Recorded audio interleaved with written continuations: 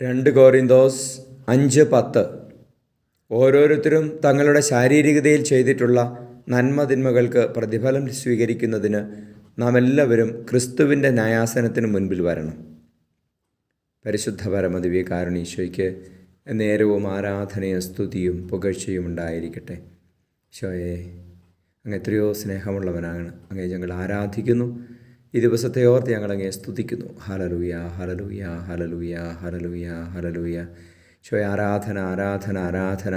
കർത്താവേ, ഞങ്ങളുടെ ശാരീരികതയിൽ, ഞങ്ങളുടെ ഈ ലോക ജീവിതത്തിൽ ഞങ്ങൾ ചെയ്യുന്ന എല്ലാ നന്മകൾക്കും തിന്മകൾക്കും ഞങ്ങൾക്ക് പ്രതിഫലമുണ്ട് എന്നുള്ള വിശ്വാസത്തിൽ ജീവിക്കുവാൻ സഹായിക്കണമേ.